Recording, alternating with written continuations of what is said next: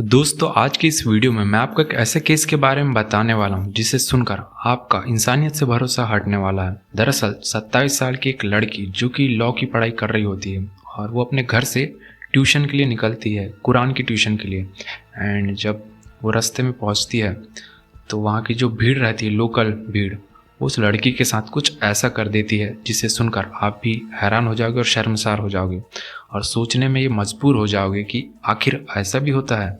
दोस्तों आखिर उस 27 साल की लड़की के साथ ऐसा क्या हुआ जिसने वहाँ की जो लोकल पब्लिक और पूरे देश को शर्मसार कर दिया। तो चलो इस केस को समझने के लिए बिना किसी देरी के वीडियो स्टार्ट करते हैं। 19 मार्च 2015 अफगानिस्तान की राजधानी काबुल।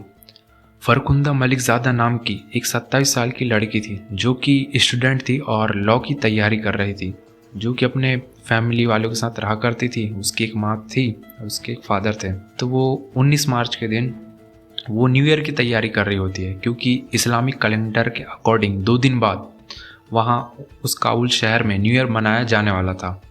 तो वो लोग न्यू ईयर की तैयारी में लगे हुए थे। तो फरखुंदा मलिकजादा थी, वो अपनी माँ के साथ न्यू ईयर की तैयारी में लगी हुई थी। न्यू ईयर की तैयारी करते करते दोपहर के 4 बज चुके थे।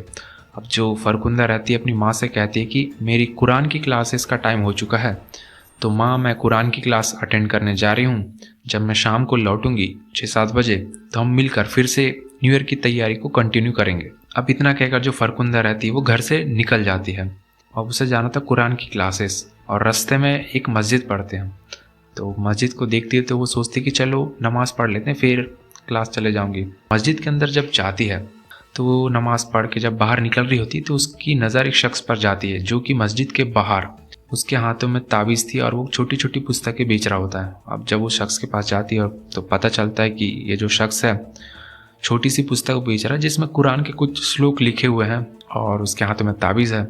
जो फरखुंदा रहती पढ़ी लिखी थी वो इन जो ताबीज़ है छोटी छोटी जो थे ज़्यादा भरोसा नहीं करती, तो बोलती है कि ये सब चीज़ें इस धार्मिक स्थल के सामने मत बेचा करो, ये अच्छा नहीं है। तो इतने में ही उस शख्स के साथ फरखुंदा की बहस हो जाती है और जो शख्स था उस फरखुंदा को बोलता है कि मेरे साथ बहस मत करो, अगर तुमको लेना है तो लो नहीं तो चले जाओ।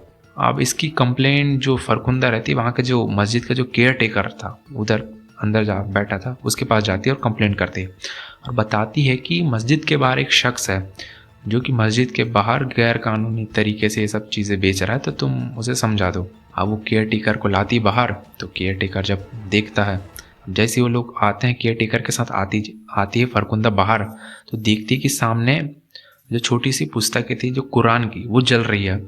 इतने में ही जो वो जो शख्स था जो वो चीज़ें बेच रहा था वो चिल्लाने लगता है कि अरे देखो इस लड़की ने हमारी धार्मिक पुस्तक कुरान को जला दिया है, ये लड़की कहीं और से आई है, ऐसा वैसा। आप इतना सुनकर जो केयर टेकर था वो भी शौक हो जाता है और उसकी बात भी मान लेता है उस शख्स की, उसकी बातों में हामी भर देता है कि हाँ, उसे ये लगने लगता है कि इस लड़की ने ही उस पुस्तकों को जलाया है। अब ये सब सुनकर जो भीड़ है वहाँ आ जाती है, भीड़ जमा हो जाती है और लोगों को ये लगने लगता है कि सही में शायद इस लड़की ने उस कुरान की जो पुस्तक थी छोटी सी उसे जलाया है। लोग बहुत ही ज़्यादा गुस्से में थे क्योंकि उस लड़की पर जो आरोप लगे थे बहुत ही ज़्यादा गंभीर आरोप थे कि उस लड़की ने जो कुरान की जो छोटी बुक्स थी उसे जला दिया है। अब इतने में जो भीड़ लग जाती है तू मैं होने लगते हैं, तो कई लोग पुलिस वाले को कॉल कर देते हैं। तो 2 पुलिस वाले आते हैं भीड़ को कंट्रोल करने। ट्रैफिक भी जाम हो जाता है, तो एक पुलिस वाला तो ट्रैफिक क्लियर करने में लगा था और दूसरा भीड़ को समझा रहा था। और जो पुलिस वाला फरखुंदा को बोलता है कि चलिए मैम आपको हम पुलिस थाने लेकर चलते हैं।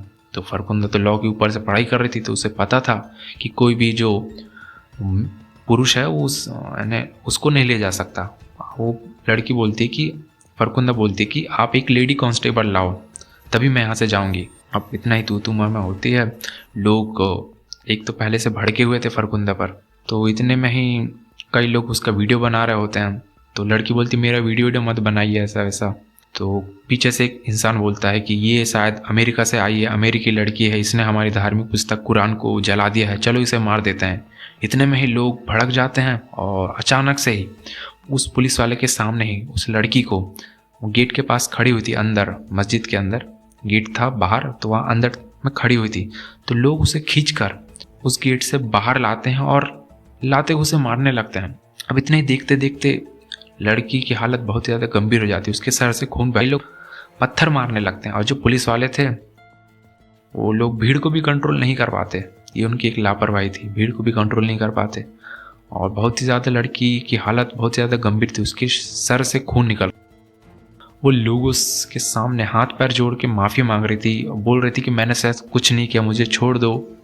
लोगों से अपनी जान की भीख मांग रही थी, मगर लोग बहुत ज़्यादा गुस्से में थे, लोग उसे मारने लगते हैं। अब देखते ही देखते ये जो लोगों का गुस्सा था बहुत ही ज़्यादा बढ़ जाता है और कई लोग तो उसके ऊपर गाड़ी चला देते हैं, उसे कुचल देते हैं।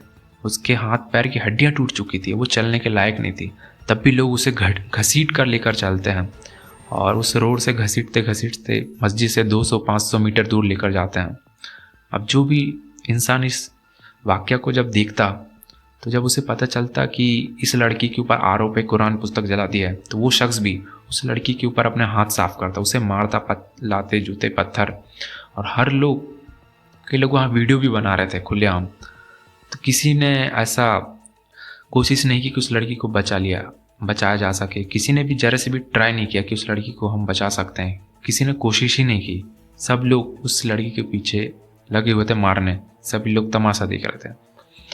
अब लोग इतने ज़्यादा गुस्से में थे कि अब लड़की को घसीट कर, पास में एक नदी थी जो कि सूख चुकी थी, लोग वहाँ अक्सर अपना कचरा फेंका करते थे, तो लड़की को उस नदी के पास फेंक देते हैं और उसे जलाने की कोशिश करते हैं।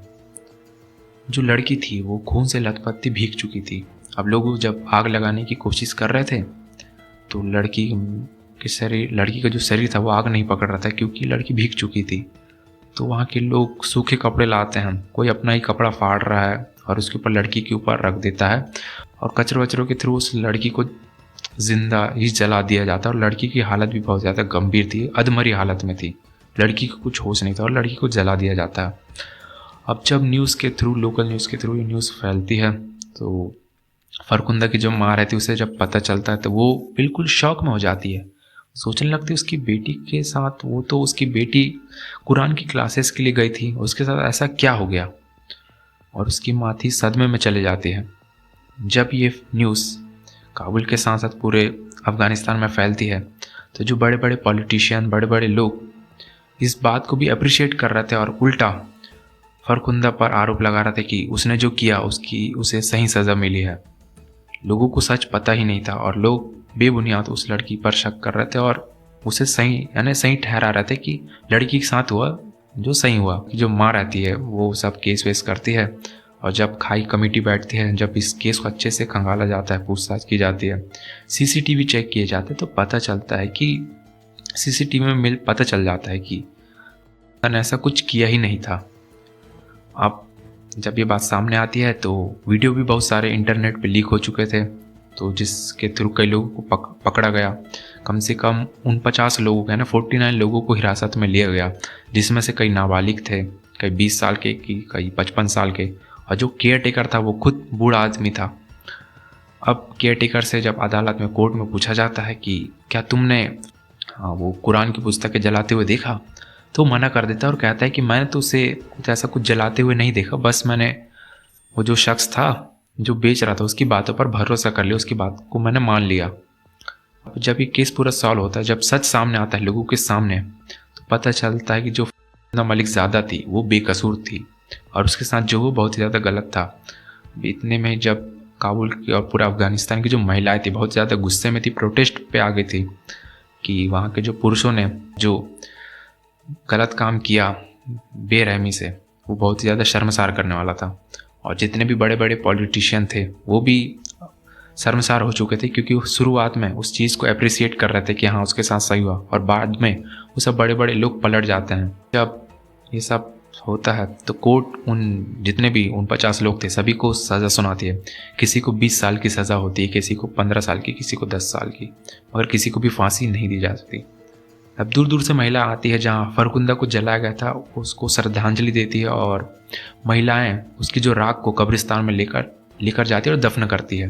अब किसी भी पुरुष को फरकुंदा की जो चीज़ें थी, सामान, उसे हाथ लगाने नहीं दिया जाता।